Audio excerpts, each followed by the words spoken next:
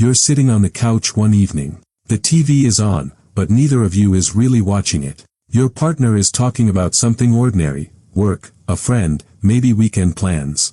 You nod at the right moments. You say the right words. From the outside, everything looks pretty normal. But inside, something has already shifted.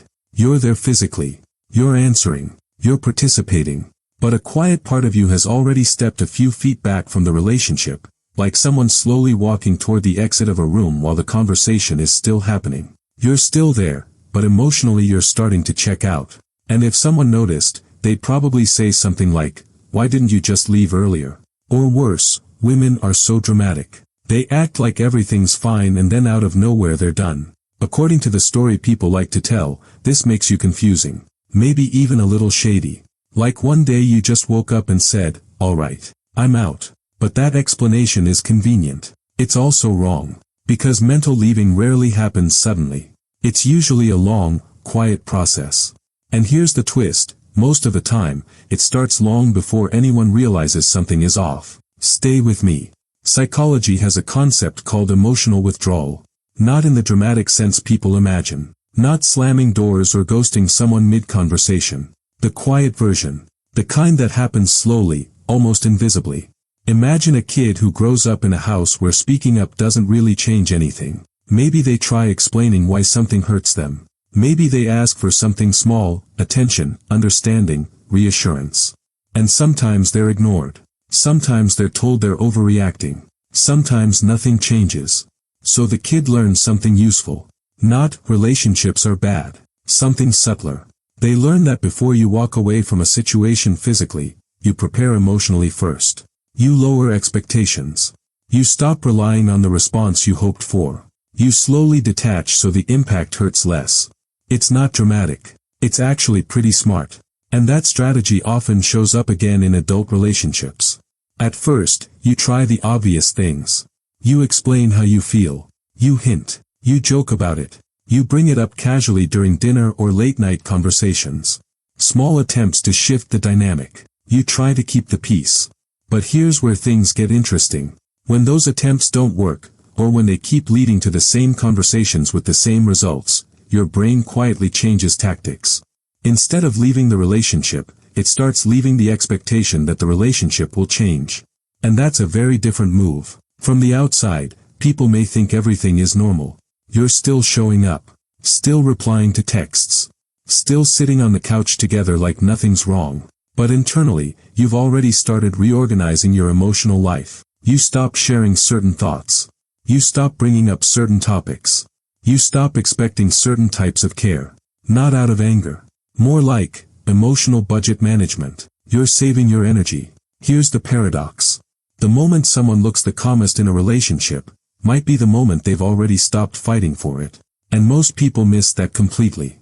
But this goes deeper than you think. Because mental leaving isn't always about the other person doing something terrible. Sometimes it's about something much quieter, control. Humans don't just want love. We want influence over our environment. We want to feel like our actions actually change something. When that feeling disappears, the brain starts protecting itself. And one of the cleanest protections is emotional distance. It's like slowly unplugging a machine that keeps overheating. You don't smash it. You just disconnect the power and step back. Now add culture into the mix. In many environments, women are quietly trained to maintain harmony in relationships. To communicate gently. To keep trying. To smooth things over. To be the one who holds everything together. Which means leaving suddenly can feel socially unacceptable. Even selfish. So the mind finds a compromise. You stay physically, while slowly exiting emotionally. Not as deception. More like a soft exit strategy. Because leaving a relationship isn't just a logistical decision. It's an identity shift. It means rewriting routines, expectations, even how you see yourself. And the brain hates sudden identity shocks. So instead, it rehearses the exit slowly. But here's the uncomfortable truth. Sometimes the partner notices the distance only after the emotional leaving is already finished. And from their perspective, it feels like everything changed overnight. One day you're there. The next day you're emotionally gone. And they're like, wait, what just happened? Except it wasn't overnight. It was months, sometimes years, of quiet recalibration. Less arguing. Less explaining. Less hoping.